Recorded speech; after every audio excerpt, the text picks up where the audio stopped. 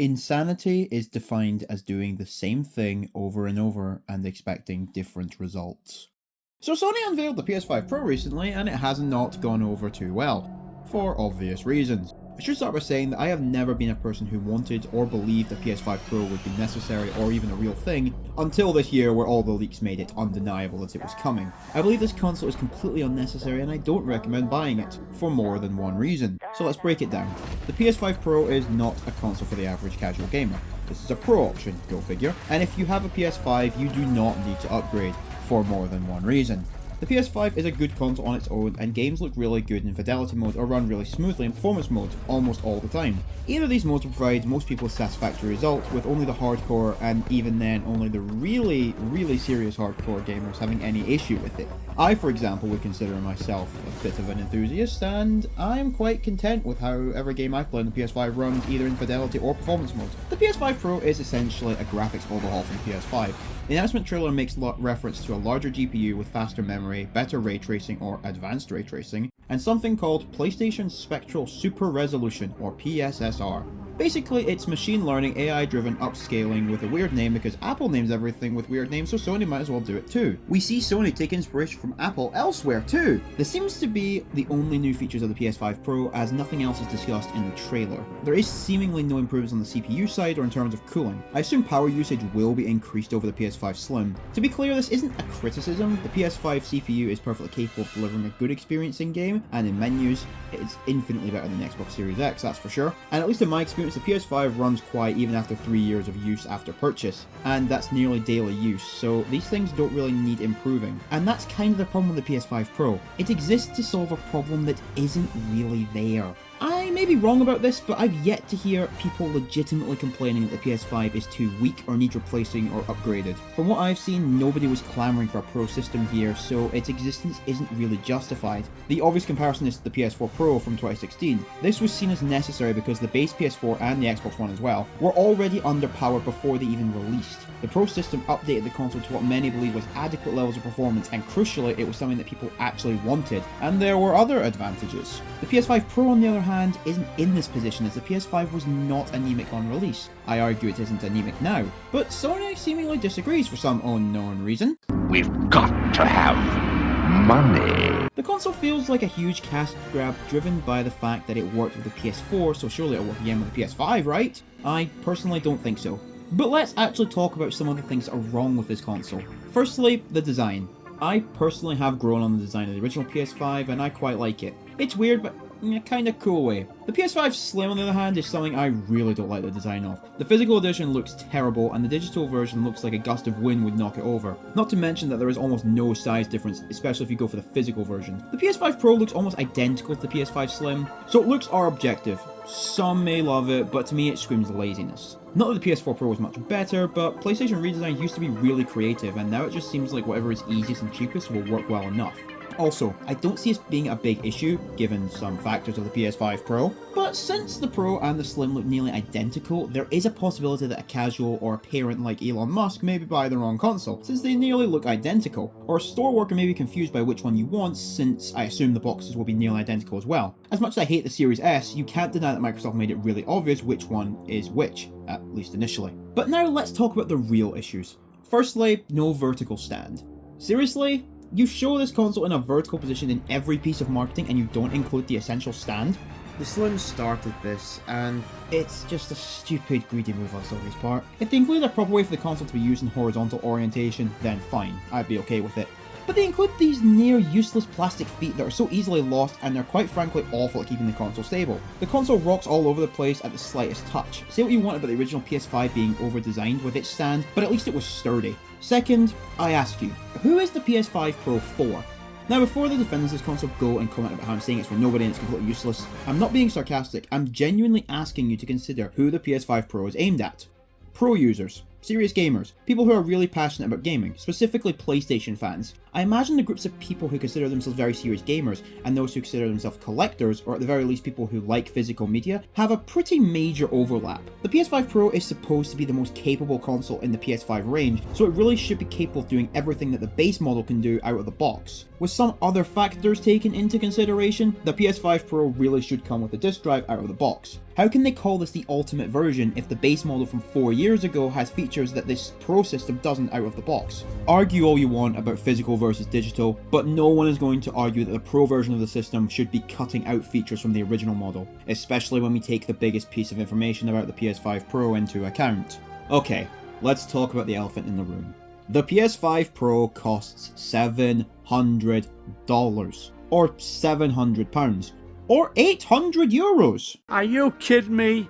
Are you kidding me? Are you out of your mind? As I alluded to in the intro of this video, this is very reminiscent of a really fun time when the original PS3 launched for $600, and everyone called that insane. History has taught us that $500 is realistically the maximum price consumers are willing to pay for a console. Any higher than that and they start to get skeptical. There is a reason that consoles over $500 have never sold well. Look at the Philips CDI, the 3DO, the launch PS3. Even great consoles with great games like the Neo Geo AES was not a financial success. It did not sell a lot of units, as it was simply too expensive. But $700 is completely mad. As I said in the beginning, I didn't believe we would get a PS5 Pro until this year, and the biggest reasons were I thought it was completely unnecessary for a start, and that they would be unable to price it competitively. I thought there was no way they could release a more powerful PS5 for a reasonable price, especially when nearly 4 years into the generation, the PS5 has yet to see a price cut. On the contrary, there have been price increases in most markets, so a Pro realistically couldn't happen. But lo and behold, they just decided to forget about sensible pricing and made it $700. It's as if they learnt nothing from 2006. So we are talking about a massive investment with the PS5 Pro at $700, but realistically, it isn't just a $700 console. It's a $1,200 investment into the PS5 line of consoles. This is because I guarantee you that the vast majority of people buying a PS5 Pro will be upgrading from a regular PS5 or PS5 Slim. People who will be interested in the PS5 Pro are the serious gamers who all bought a PS5 at some point in the last 4 years. Nobody, or at least very few people who have waited this long to get a PS5 will be considering the PS5 Pro. People getting a new console 4 years into the generation are casual gamers who buy Call of Duty and sports games and very little else. They aren't going to care if the newest Madden runs at 60 or 120 FPS at all. To be clear, there is nothing wrong with that. There is no issue offering a niche high performance option to those who want it, in theory. But the problem is the PS5 Pro is too niche. I genuinely think it has a risk of being dead on arrival and it will be a sales tank. Of course, this is after the initial wave of people getting hyped for it, buying it, the scalpers buying it up, you know, the normal stuff that we come to expect from every console launch, because people will buy it. Initially, there will be a group of people who buy it, because with every console there is a group of people in some part of the world that will buy it. Look at things like the Apple Pippin.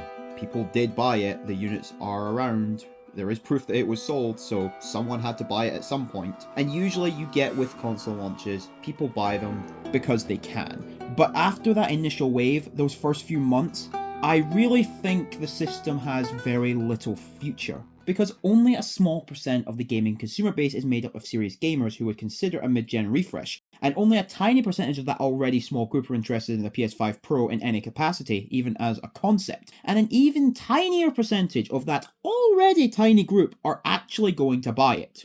Think about it. Would you, watching this video, would you actually consider replacing your PS5 with a PS5 Pro right now? I wouldn't, and I imagine 99% of you wouldn't either. That's the problem with the PS5 Pro. It's an expensive product that absolutely nobody was asking for.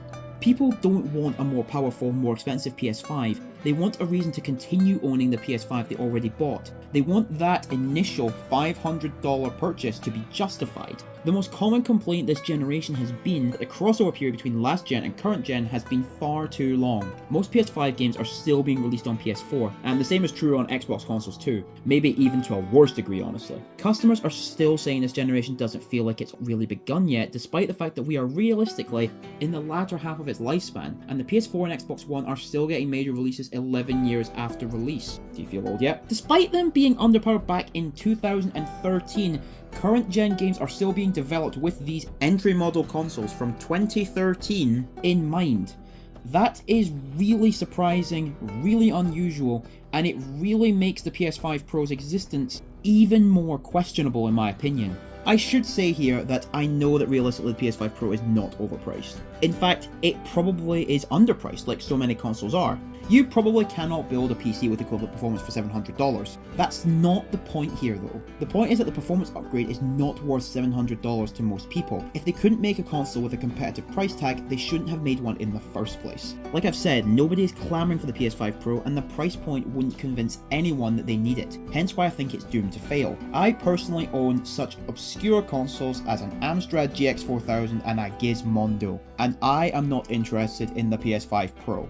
That really should tell you absolutely everything you need to know. And I should probably also say here, because I know someone will bring it up otherwise, yes, you probably will be able to trade in your existing PS5 in order to get money off of a PS5 Pro. The reason I don't consider that a major incentive for purchasing the PS5 Pro is because even if, let's say you get half of the value of the PS5, $250, half of its value brand new, you're still out another $450 to get the PS5 Pro. That's almost the price of a full console. That's more expensive than a full console in some cases. Lots of consoles throughout history have cost less than $450. PS4, PS5 Digital, Xbox Series S, 360, PS3 eventually. So many of the recent consoles cost less than $500, less than $450, so to be still out that much money when you're trading in a console seems really absurd, and it goes to show how expensive the PS5 Pro actually is. But if you thought $700 was bad, you haven't seen anything yet. While yes, it is true that the PS5 Pro is $700, £700, 800 euros I believe, etc, etc, that isn't the actual price for most people who would actually buy it. On top of the fact that this is going to be an additional purchase on top of the PS5 you already own, let's again consider the core audience for the Pro, serious gamers. Serious gamers aren't going to upgrade to a new console that has missing features from their existing console. Serious gamers are likely to have at least a small physical collection, and even if they don't, they may want the option because physical games go on sale more often. They can be bought used, they may want to collect, etc. Or they may just want a disc drive for Blu-rays or DVDs. Either way, I imagine the vast majority of people buying the PS5 Pro will want the disc drive. That's $80, £80. Hooray! And Sony knows this. That's why they're making it digital out of the box. It's the same reason their recent collector's editions have released with digital copies of the game instead of physical copies, because they know the collectors will double dip and buy it twice just to own it. My favourite is when they include a steelbook case without a disc to go in it. I really love that trend. So you're up to $780, but We're not done yet. you also probably want to have it vertically, because all marketing shows it vertically. It looks better vertically, at least in most people's opinion. A lot of evidence points to the system running better when vertical, particularly with physical games, and remember you just bought that expensive disc drive to go with it, and it's safer vertically. The Slim doesn't contain a vertical stand, but comes with these stupid plastic feet, so you can have it horizontally, and these are so unstable they make Michael Myers feel like a functioning member of society. So that's another $20, or £25. Absolutely ludicrous. So in the end, the PS5 Pro is realistically an $800 console that comes in pieces. That is added to the $500 investment of your original PS5, giving you an astounding $1,300 investment into the PS5 lineup of systems, plus at least $60 for PS Plus Essential every year. And that's before you've even bought a game. So, in conclusion, Hello, I like money. what inspired you to release a new console that nobody was asking for a really high price tag? Money! Don't buy the PS5 Pro. The enhancements, while present, don't justify the expensive price, especially if you already have a PS5, which 99.99999% of people who would consider the Pro are owners of PS5s. It'll be interesting to see how this plays out, as I genuinely believe this console has very little future after its initial launch period, and I cannot recommend buying the Pro to anyone other than that tiny group of people who happen to be very passionate about PS5, who really have absolutely nothing better to do with $700. The PS5 Pro is a cash grab and it is not worth your money. It was okay with the PS4 Pro as it was fairly priced, and many customers and developers argued it was necessary. The same cannot be said for the PS5 Pro, which feels like it does the bare minimum and demands the highest price for a console we have seen since the 1990s. And I should say, before anyone comes in the comments and says I'm attacking Sony, I have both systems, Xbox and PlayStation. I like both. I've always preferred the PlayStation, but the PS5 Pro is ridiculous and you really should never consider it. So apologies for the rant video. Go watch my newest Sonic X Shadow Generations video, as it's far more fun and it currently only has something like 130 views. You should go watch that. Thank you for watching and have a great day. Shadow! No! Hooray! Hooray!